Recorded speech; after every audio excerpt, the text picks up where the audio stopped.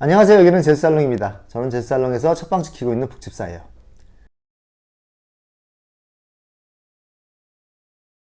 네, 이번 달에도 이달의 책을 가져왔는데요. 국내 소설만 2권 가져왔습니다.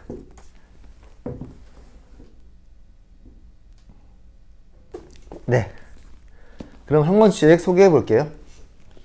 첫 번째 소개해드릴 책은 권여선 작가님의 단편집 각각의 계절입니다.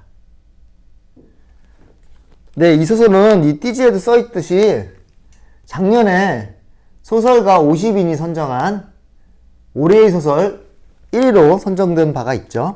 소설가가 뽑은 올해의 소설이라고 하니까 왠지 더 신뢰가 가죠. 저는 작년에 미처 읽어보지 못해서 이번에 읽어보게 되었고요. 역시나 제가 항상 드리는 말씀이지만 많은 분들이 추천하는 데는 다 이유가 있다라는 것을 확인할 수 있었어요. 이 책은 시중에 나와 있는 일반 표지 디자인하고 조금 다른데요. 올해 초에 문학동네에서 새해맞이 기념 리커버로 출시된 한정 특별 표지예요. 뒤에 새겨진 문구가 인상적이네요. 누구에게도 방해받지 않는 그 시간이 그날 하루 중 가장 좋았다. 책 읽는 시간이 그런 시간이 아닐까 생각을 해봅니다.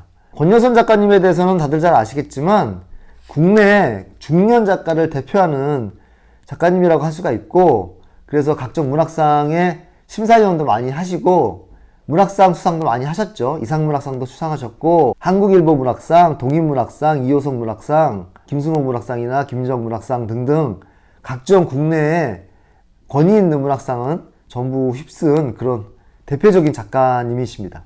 작품 활동을 꾸준히 하고 계시고요. 그리고 술을 굉장히 좋아하시는 분으로도 잘 알려져 있죠. 그래서 소설에도 술 마시는 얘기가 많이 나와요. 작품 활동을 오랫동안 해오신 중견 작가님에도 불구하고 이 책을 읽어보시면 아시겠지만 시대적인 감각이 굉장히 살아있고요. 그리고 지금 시대의 시의적절한 고민에 대해서도 굉장히 깊게 파고드는 분이시면서도 또 한편으로는 중견 작가답게 기성세대의 고민들이나 반성들을 많이 담고 있는 작품을 쓰고 계세요. 특히 이 작품은 변해가는 시대에 방황하고 자기 정체성을 잃어가는 그런 기성세대의 모습들을 많이 담고 있거든요. 그래서 40대 이상, 5, 60대가 읽으면 굉장히 많이 공감할 수 있고, 또 한편으로는 기성세대가 되면은 자기를 성찰하기보다는 자기를 드러내고 사회에서 자기 위치를 찾으려고 안간힘을 쓰는 세대잖아요. 그러다 보니까 자기 자신을 미처 들여다보지 못하고 오히려 젊은 세대를 탓을 한다든가 사회 탓을 많이 한다든가 이런 모습을 많이 보이는데, 저도 그럴 때가 많고요.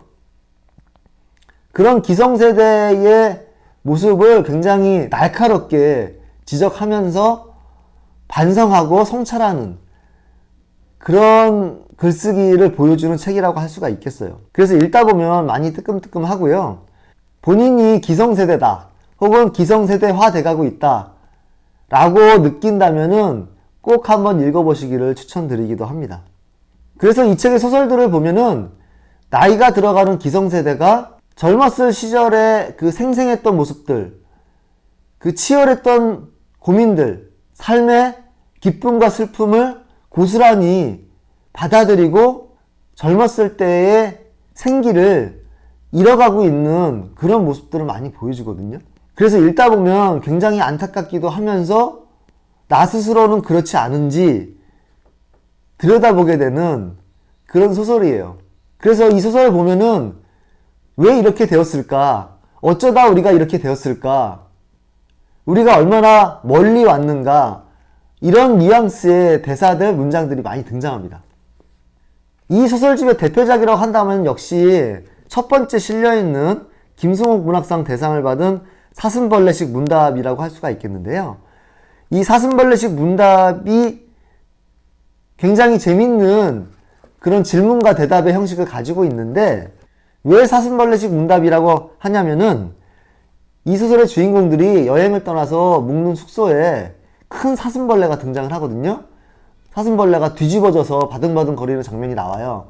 그래서 어쩌다 이런 큰 벌레가 여기 들어와 있나 라고 했더니 이 숙소 주인이 굉장히 태연하게 어떻게든 들어왔겠지라고 말하는 장면이 있어요.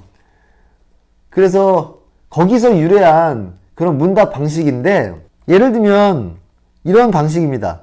인간은 무엇으로 사는가? 인간은 무엇으로든 살아. 강철은 어떻게 단련되는가? 강철은 어떻게든 단련돼. 뭐 이런 식의 굉장히 재미있는 답변이죠. 어떻게 하다 그렇게 됐니? 라고 물어보면 왜 그렇게 됐는지 원인이나 동기를 찾기보다는 어떻게든 그렇게 돼가게 돼 있다. 나도 모르는 새 어떻게든 이렇게 돼 버렸다. 조금은 무책임한 말처럼 들리기도 하고요. 혹은 체념조의 말처럼 들리기도 하고, 세상이 이렇게 되어가는 걸, 내가 이렇게 되어가는 걸 어떡하란 말이냐 라는 어떤 한탄조의 말처럼 들리기도 하고요. 그래서 마치 우리 기성세대에게 묻는 것 같기도 하죠. 당신은 어떻게 하다 그렇게 살게 됐는가? 당신이 지금 살고 있는 모습이 당신 스스로의 의지에 의해서 선택해서 이렇게 되어 왔는가? 그런 게 아니라 나도 모르게 어떻게 하다 보니 이렇게 돼버렸다라는 그런 자조 섞인 질문과 대답의 방식이 아닌가, 그런 생각이 좀 들기도 하거든요. 그래서 이 소설에 보면은 사슴벌레식 문답이 계속 등장을 합니다. 여기 소설의 주인공들이 서로 되게 돈독했다가 나중에는 이런저런 이유로 서로 다투고 갈라지게 되거든요. 그러면서 그들의 관계에 대해서 사슴벌레식 문답을 하는데요. 우리는 어떻게 이렇게 됐을까? 우리는 어떻게든 이렇게 됐어. 우리는 언제부터 이렇게 됐을까? 우리는 언제부터든 이렇게 됐어. 이유가 뭐든, 과정이 어떻든, 시기가 어떻든 우리는 이렇게 됐어. 30년 동안 갖은 수를 써서 이렇게 되었어. 뭐 어쩔 건데, 이미 이렇게 되었는데. 네. 좀 슬프죠? 네. 다시 되돌아갈 수도 없고, 이미 이렇게 엎질러진 물처럼 돼버렸는데, 나는 어떻게 해야 되지? 뭐 이런 거죠. 마치 여행에서 내가 원하지 않는 곳에 도착했을 때, 나는 누구고 여긴 어디지? 이런 말을 하는 것 같은 느낌이랄까요? 그래서 이 소설집의 소설들이 전반적으로 과거의 기억과 현재의 모습이 이렇게 얽혀 있고, 그 과거로 인해서 현재 이렇게 돼버린 것에 대해서 어떻게 이것을 바꿀 수 없고 되돌이킬 수 없는 그런 갇혀있는, 이 책의 해설에서는 기억의 원환 이렇게 표현하거든요. 원 속에 갇혀있는 시간이라 그럴까요? 그렇게 기억의 원환에 갇혀있는 인물들의 모습들을 보여주는 그런 구조로 되어 있는 이야기가 굉장히 많아요. 그래서 과거의 기억이 그동안 흘러왔던 시간이 지금 이 순간에 결정체처럼 고정돼서 나를 가두는 어떤 폐쇄적인 공간처럼 그려진다고 할까요? 그래서 그런 식의 시간적인 느낌과 관념을 가진 글쓰기 방식이어서 읽는 내내 좀 답답함을 느끼기도 하지만, 한편으로는 굉장히 내 스스로의 지금 현재 모습에 대해서 돌아보게 하는, 자극하는 힘을 가지고 있는 소설이라고 할 수 있고, 또 한편으로는 다른 방식으로 생각해 볼 수도 있는데, 이 소설집의 마지막 소설인 기억의 왈츠가 소설을 끝내는 방식이기도 한데요.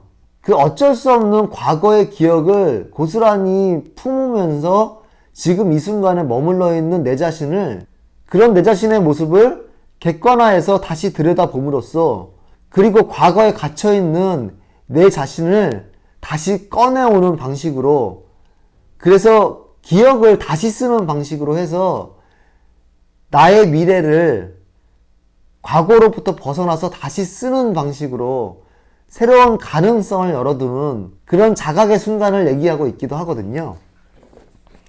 그래서 마지막 기억의 왈츠를 보시면 이렇게 끝내고 있습니다.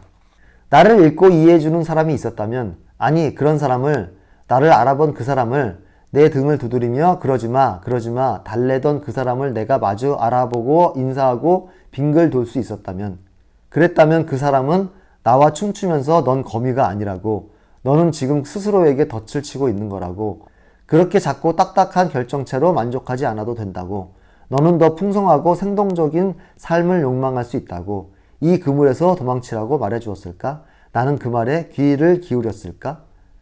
그 뜻을 알아채고 울었을까? 네, 굉장히 많은 것을 시사하는 문장이라고 할 수가 있겠는데요.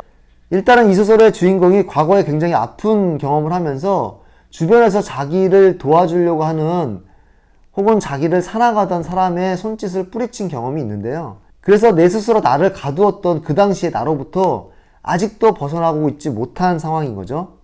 그래서 나 스스로를 여기서 거미에 빗대서 얘기하고 있어요. 거미가 거미줄을 치잖아요. 그런데 거미가 친 거미줄에 거미 스스로가 걸리는 그런 모습을 형상하고 있는 것이죠. 그래서 자기 덫에 자기가 빠진 것이죠.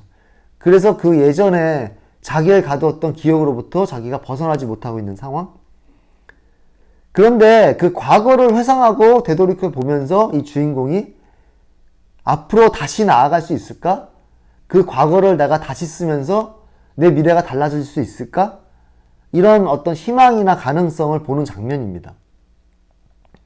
나는 그 말에 귀를 기울였을까? 이 말은 다시 과거를 생각함으로써 앞으로 내가 내 말에 다시 귀를 기울여 줄 수 있을까? 이렇게 말하는 것으로 이해할 수도 있을 것 같아요. 마지막으로 이 책에 등장하는 굉장히 의미심장한 문장이 있어서 읽어보고 마무리하도록 하겠습니다. 실버들 천만사라는 소설에 나오는 문장인데요. 나는 원래 생겨먹은 데서 얼마나 많이 바뀌었을까. 네, 이야기 전개 속에서 쓱 지나가는 문장 중에 하나일 뿐인데 이 문장이 저는 굉장히 탁 가슴에 와닿더라고요. 그리고 본래 표지 디자인의 뒷면에도 등장하는 말인데요. 이런 말들은 한번 우리가 스스로에게 질문할 필요는 있는 것 같아요. 우리가 살다 보면 그런 생각이 들 때가 있잖아요. 나는 이런 사람이 아니었는데, 내가 원래 이런 사람이 아니었는데, 이런 생각할 때가 있잖아요. 그리고 본래 나로부터 내가 너무 멀리 떠나온 게 아닐까? 이런 생각이 들 때도 있고요. 내가 나를 잃어버리고 사는 건 아닐까? 뭐 이런 생각이 든다든가. 그런 생각을 하게끔 하는 문장이어서 이 표지 뒷면에서도 이렇게 얘기하고 있네요. 우리가 왜 지금의 우리가 되었는지에 대한 권여선의 깊고 집요한 물음. 네. 이 소설에 대해서 정말 한마디로 정리해주는 그런 문장인 것 같아요. 네. 그래서 지금의 자기 자신에 대해서 고민이 되는 사람들이 있다면 꼭 읽어보시기를 추천드립니다. 자, 그럼 두 번째 소설을 소개해 볼게요. 김보용 작가님의 종의 기원담입니다.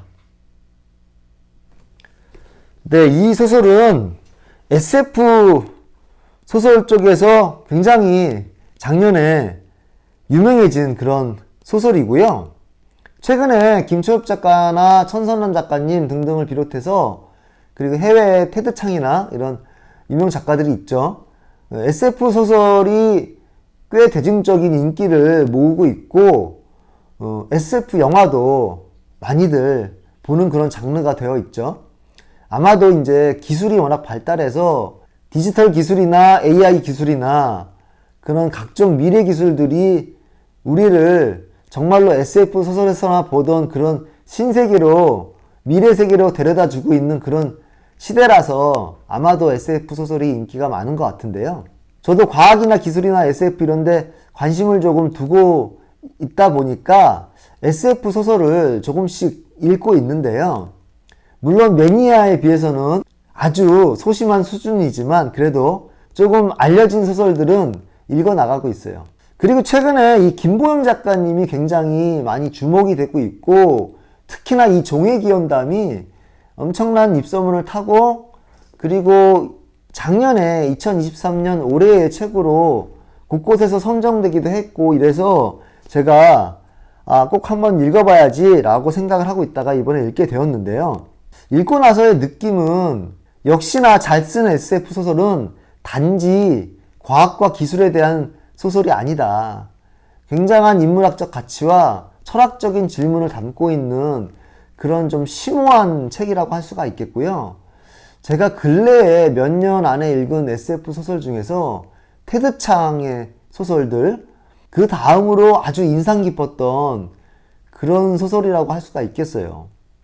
그래서 SF를 좋아하는 관심이 있는 분이라면 꼭 한번 읽어보시기를 일단은 추천을 먼저 드리고요. 김보영 작가님에 대해서 잠깐 알아보자면 한국을 대표하는 SF 작가라고 먼저 소개를 하고 있네요. 2004년에 데뷔를 하셨고요. 제1회 SF 어워드 장편 부문 대상, 제5회 SF 어워드 중단편 부문 대상을 수상했네요. 세계적 SF 거장의 작품을 펴내온 하퍼콜린스라는 출판사에서 출간을 한 바도 있네요. 그리고 2021년에 이 소설 종의 기원과 그 외의 이야기들로 전미도서상 번역서 부문 후보에 오른 바도 있네요. 이력이 쟁쟁하시죠? 네. 국내뿐만 아니라 해외에서도 이름을 알리기 시작한 작가님이고요. 이 작가님의 대표작으로 역시나 이 작품을 뽑을 수가 있겠고요. 이 소설의 줄거리는 정말로 제목에서 보여주는 것처럼 종의 기원담을 담고 있는데요. 여기서 종이 인간종을 말하는 게 아니라 로봇을 말하고 있다는 게 특이해요. 소설이 시작되면 읽다 보면 조금 당황스러울 수 있는데요. 로봇이 세상을 지배하고 있는 주류의 종이고요. 인간이란 종은 벌써 예전에 사라져서 신화 속의 존재로만 남아있는 그런 상태입니다. 그래서 처음 읽다 보면 이게 무슨 상황이지? 라고 당황스러울 수 있는데 그런 상황이라는 점을 빨리 캐치를 하고 이야기 속으로 몰입해 들어가야 되고요. 그 중에서 한 로봇이 생명이나 유기체 이런 개념에 관심을 가지기 시작하면서 벌어지는 이야기예요. 이 소설은 세 가지 부문으로 이루어져 있거든요. 1편, 2편, 3편 이렇게 되어 있는데요. 그리고 이 세 편의 이야기가 쓰여진 시점도 각기 다르거든요. 재미있는 것은 이 첫 번째 종의 기원담, 이 단편이 저자가 2000년부터 쓰기 시작해서 2004년에 완성한 단편이라고 해요. 그러니까 굉장히 오래됐죠. 2004년이면 과학기술로 따져봤을 때도 꽤 옛날인 AI 개념이 아직 일상적이지 않았을 때이니까 그때 당시에 로봇을 주류종으로 생각해서 썼다는 것 자체가 발상이 굉장히 신선하고 참신하고 상상력이 앞서 있다 이렇게 볼 수가 있을 것 같아요. 그렇게 해서 종의 기원담을 단편으로 마무리했는데 근데 이 종의 기원담이라는 단편을 출간을 하려다 보니 출판사 측에서 이어지는 이야기를 한 편 더 써서 붙여서 출간하는 게 어떻겠는가 라고 제안을 해서 작가가 그 당시에 그 후에 있었을지도 모르는 이야기라는 2편의 이야기를 추가적으로 더 써서 준비를 하게 됐고요.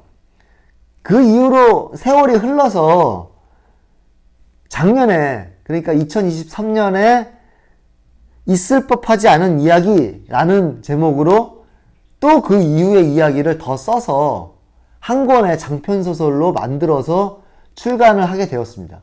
그러니까 이 소설은 재미있게도 세 편의 단편이 연작으로 이어져 있는 연작 소설집이면서도 하나의 이야기로 깨어져 있다는 측면에서 한 편의 장편 소설이기도 하면서요. 그리고 2000년에 쓰기 시작해서 무려 23년 만인 2023년에 마무리된 그런 아주 오래 집필한 이야기이지만 아주 먼 미래의 이야기다 라고 볼 수가 있겠습니다. 이 소설이 줄거리가 로봇의 입장에서 이루어지고 있다 보니까 나중에 이제 인간도 등장을 하게 되는데요. 인간과 로봇이 서로 어떻게 공존해야 될까, 공존할 수 있을까 이런 문제의식과 주제의식이 등장을 해요. 그런 측면에서 김영하 작가님이 얼마 전에 출간하신 작별인사라는 책, 그 책과도 좀 상통하는 부분이 있거든요. 그 책도 기계와 인간이 어떻게 공존할 수 있는가라는 질문으로 시작되는 그런 이야기고, 그 책은 이제 기계가 인간으로부터 분리해서 독립하려는 그 시기를 다루고 있고, 이 책은 이제 기계가 완전히 지구를 점유하고 있는 상황에서 인간이 다시 등장했을 때 서로의 존재를 서로가 어떻게 받아들여야 되는가 라는 기로에 서 있는 이야기를 담고 있다는 차이가 있는데, 이야기와 상황의 차이는 있지만 비슷한 주제의식을 갖고 있어서 같이 읽어봐도 좋을 것 같아요. 그래서 이 소설은 로봇의 시점에서 쓰여져 있기 때문에 감정이입을 로봇에 하게 되는데, 나중에 인간이 등장하고 인간과 서로 적대시하는 그런 장면이 등장했을 때 내가 어디에 감정이입을 해야 될지 모르는 그런 당황스러운 상태가 펼쳐지거든요. 계속적으로 로봇에 감정이입을 해왔기 때문에 로봇의 편에서 생각을 하게 되는데, 서로 적대했을 때는 왠지 내가 인간이니까 인간의 편에 서야 될 것 같은 그런 느낌이 들기도 하고, 막 방황하면서 이야기를 읽다가 그런 생각이 드는 것이죠.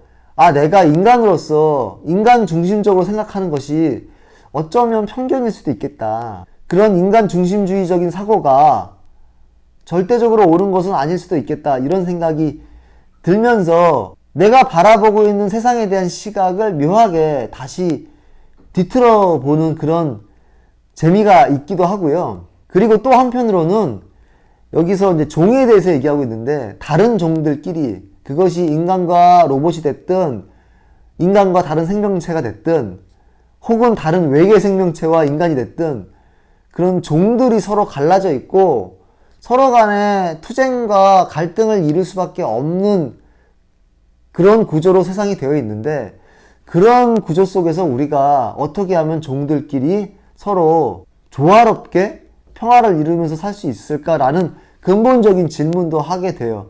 그래서 이 책의 3부는 작가가 어떻게 하면 화해시킬 수 있는가, 그런 종들 간의 화해를 막연하고 자기적으로 화해시키는 것은 억지스러울 수 있으니까 어떻게 하면 종의 생존 원리를 보존하면서도 종 간의 화해를 도모할 수 있겠는가, 이것 가지고 그 고민을 풀어낸 것이 3부의 이야기라고 할 수가 있겠어요. 어떤 종이든 자기 종의 중심으로만 생각했을 때는 갈등과 투쟁과 파괴를 피할 수 없다라는 측면에 대한 경고를 하고 있는 소설이기도 해요. 그래서 그런 인문학적인 사회적인 의미를 담고 있기도 하지만, 한편으로는 산다라는 의미, 생존이라는 의미, 내가 나를 지키려고 하는 생존이 타인과 충돌됐을 때 나는 어떻게 해야 되는가 라는 철학적인 의미를 담고 있는 소설이기도 합니다. 네, 그럼 이 책에서 주제의식을 잘 표현하고 있는 그런 문장들을 몇 가지 읽어보고 마무리하도록 하겠습니다. 권력을 가장 현명하게 쓰는 방법은 권력을 내려놓는 것이다. 반드시 현명한 자기 권력을 가져야 하는 이유는 오직 현명한 자만이 권력을 내려놓기 때문이다. 네, 이 말은 굉장히 의미심장한 말이고 이 책의 어떤 테마와 닿아 있는 문장인데요.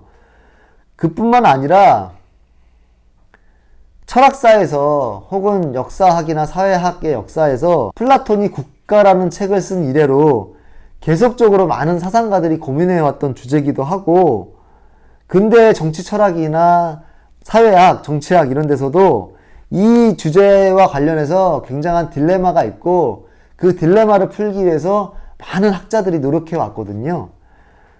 이 저자도 이 주제에 천착을 했고 나름대로 이야기를 통해서 풀어보려고 노력을 하고 있습니다.